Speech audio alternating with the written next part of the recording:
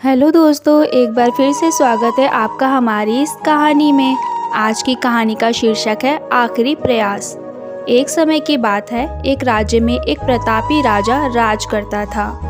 एक दिन उसके दरबार में एक विदेशी आगंतुक आया और उसने राजा को एक सुंदर पत्थर उपहार में दिया।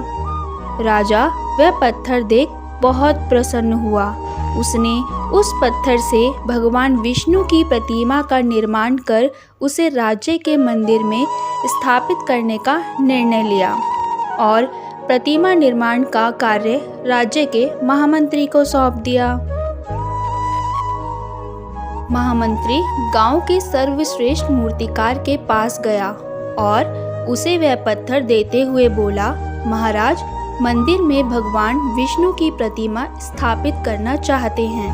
7 दिवस के भीतर इस पत्थर से भगवान विष्णु की प्रतिमा तैयार कर राजमहल पहुंचा देना।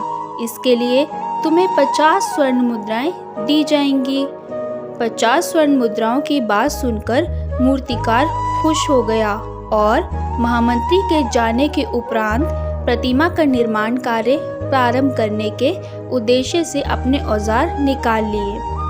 अपने औजारों में से उसने एक हथौड़ा लिया और पत्थर तोड़ने के लिए उस पर हथौड़े से वार करने लगा, किंतु पत्थर जस का तस रहा।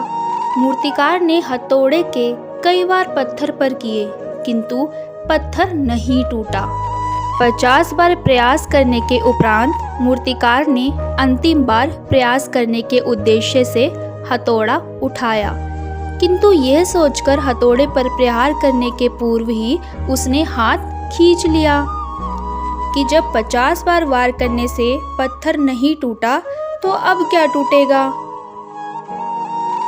वह पत्थर लेकर वापस महामंत्री के पास गया और उसे ये कहकर वापस कराया कि इस पत्थर को तोड़ना नामुमकिन है, इसलिए इससे भगवान विष्णु की प्रतिमा नहीं बन सकती। महामंत्री को राजा का आदेश हर स्थिति में पूर्ण करना था, इसीलिए उसने भगवान विष्णु की प्रतिमा निर्मित करने का कार्य गांव के एक साधारण से मूर्तिकार को सौंप दिया। पत्थर लेकर मूर्तिकार ने महामंत्री के सामने ही उस पर हथौड़े से प्रहार किया और वह पत्थर एक बार में ही टूट गया। पत्थर टूटने के बाद मूर्तिकार प्रतिमा बनाने में जुट गया। इधर महामंत्री सोचने लगा कि काश पहले मूर्तिकार ने एक अंतिम प्रयास और किया होता तो सफल हो गया होता और 50 स्वर्ण मुद्राओं का हकदार बनता। इस कहानी से हमें क्या सीख मिलती है, कमेंट में ज़रूर बताइए।